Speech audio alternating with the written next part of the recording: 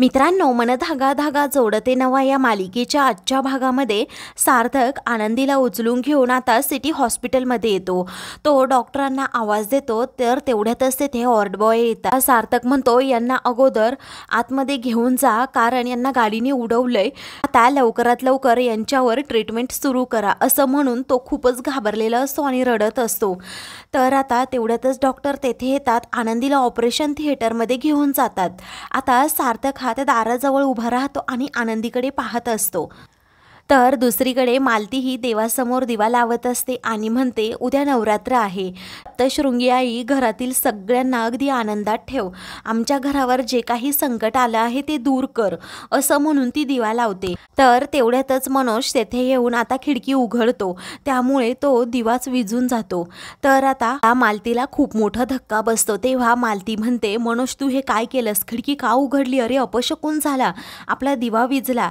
त्यावरती मनोज पुन्हा तन करू लागतो, आई तुला काही समजतं की नाही, इथे एवढ्या छोट्याशा घरामध्ये किती गरम होतंय। त्यावरती अण्णा लीना तेथे येतात। तर अण्णा रागातच म्हणतात, अरे मनोज, सार्थक सरांच्या कृपेने आपल्याला छप्पर मिळाले राहायला, हे काही कमी आहे का। त्यावरती मनोज म्हणतो, अण्णा तुम्ही असं करा, सार्थक सरांच्या नावाचा जप करा, कारण ते तुमच्या लाडक्या आनंदीला मदत करतात ना म्हणून। तिचं काय, ती लग्न करून गेली मोठ्या घरात राहायला, पण आपलं तसं नाही ना, आपण इथे छोट्याशा घरात राहतोय। तेव्हा अण्णा म्हणतात तुझ्याशी बोलण्यात ना मनोज खरंच काही अर्थ नाहीये। त्यावरती तो म्हणतो सगळा अर्थ फक्त आनंदीला आहे, माझ्या बोलण्याला काय, मला द्या सोडून असं म्हणून तो रागातच तेथून जातो। तेव्हा आता अण्णा हे मालतीला म्हणतात तू दिवा लाव, मी खिडकी बंद करतो। तेव्हा आता मालती दिवा लावणार असते, तेवढ्यातच सार्थकचा फोन आता अण्णांना येतो। तेव्हा आता बोला ना सार्थक सर असं अण्णा म्हणतात। त्यावरती रडतच सार्थक म्हणतो अहो काका, खूप मोठी वाईट गोष्ट झाली आहे, आनंदीचा ॲक्सिडेंट झाला आहे। हे ऐकताच आता अण्णांच्या काळजाचा ठोका चुकतो, ते खूप जोरात ओरडतात, काय आणि कुठे झाला ॲक्सिडेंट।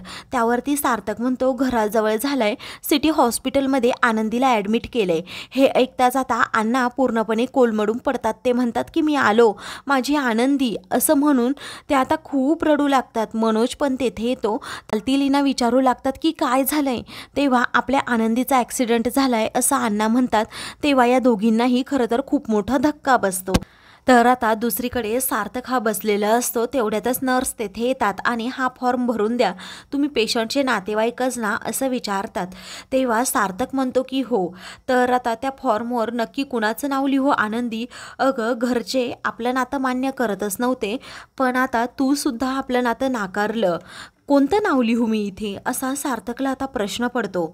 तेव्हा सार्थक त्या फॉर्मकडे पाहतच राहतो। नर्स विचारते तुम्ही भरताय ना तो फॉर्म। तेव्हा सार्थक म्हणतो की हो असं म्हणून तो आता मनातल्या मनात विचार करू लागतो की मी माझंच नाव आनंदीला देणार, कारण मी तिच्यावर खूप मनापासून प्रेम केलंय, तिने जरी नाही केलं ना माझं आयुष्यभर तिच्यावर मनापासून प्रेम असणार आहे।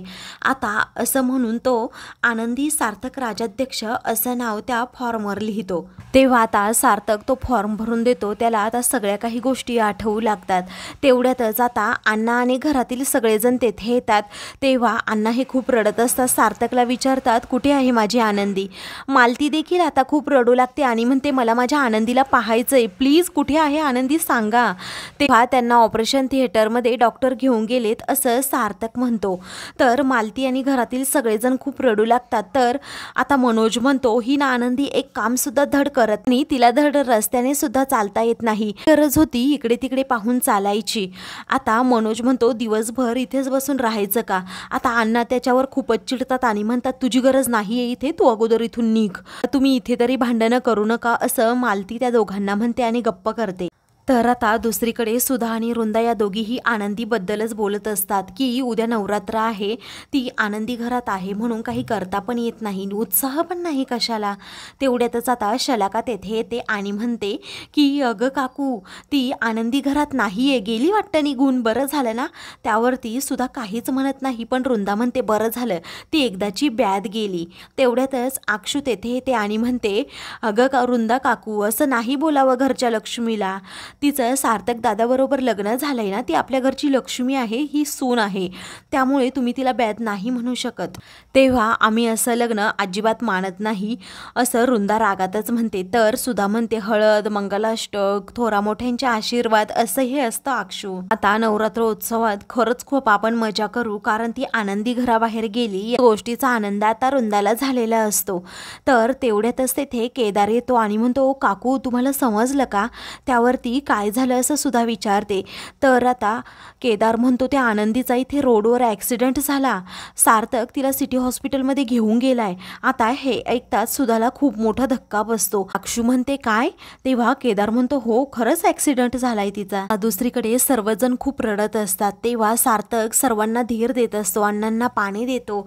मग त्यानंतर आता लीना म्हणते, तुम्ही सगळेजण शांत व्हा, काहीही होणार नाही आपल्या आनंदीला, आपली आनंदी अगदी ठणठणीत बरी होणार आहे.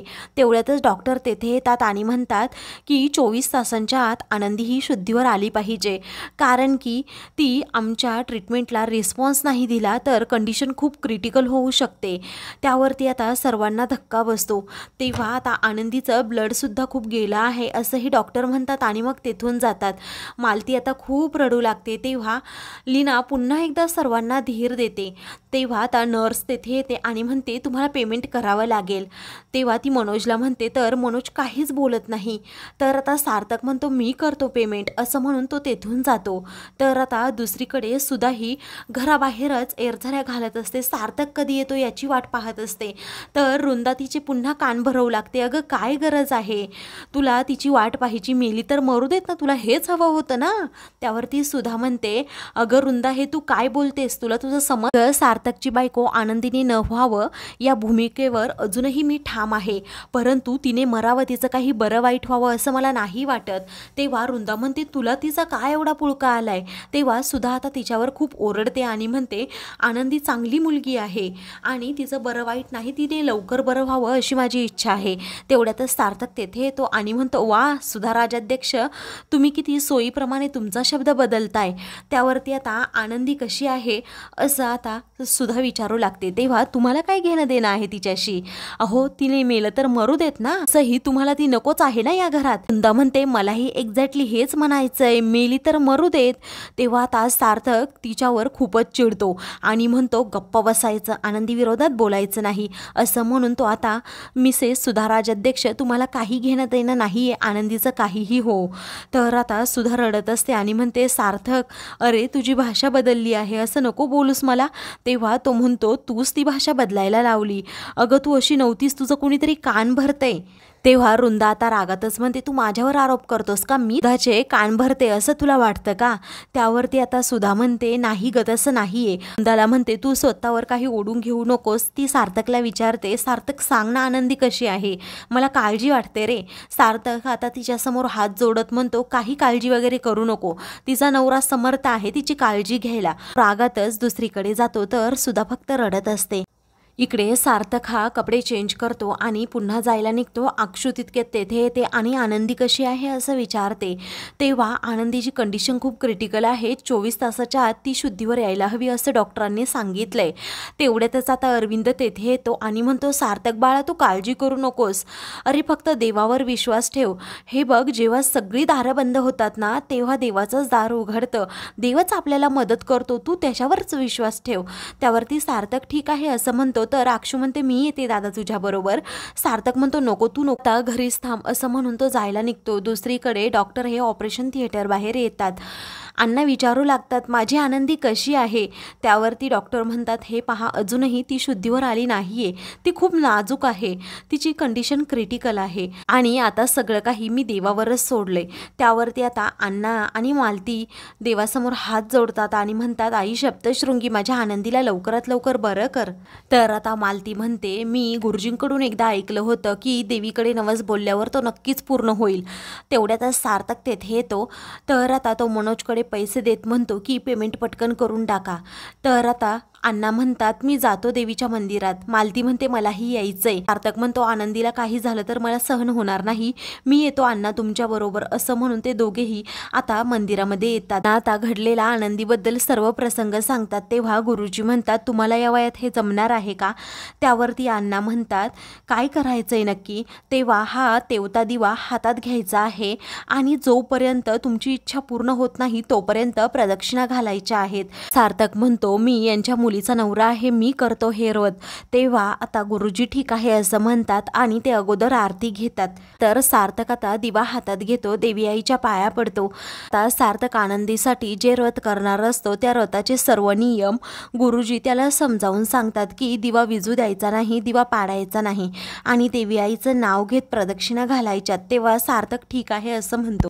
तर आता मित्रांनो पुढील भागामध्ये मालती सप्तशृंगी आईकडे पुन्हा एकदा प्रार्थना करते माझी आनंदी शुद्धीवर येऊ देत. तर आता दुसरीकडे सार्थक हातात दिवा घेऊन आता प्रदक्षिणा घालत असतो. त्यातच आता समोर एक काच पडलेली असते. तर सार्थक आता त्या काचेवर पाय देतो. तेव्हा अण्णांना आता खूप वाईट वाटतं, त्यांच्या डोळ्यातून पाणी येतं. सार्थकच्या पायातून रक्त येत असतं तरीही तो आनंदीसाठी ते व्रत पूर्णच करतो. तर मित्रांनो अशाच मालिकेंचे पुढील भाग पाहण्यासाठी चॅनलला सबस्क्राईब करा.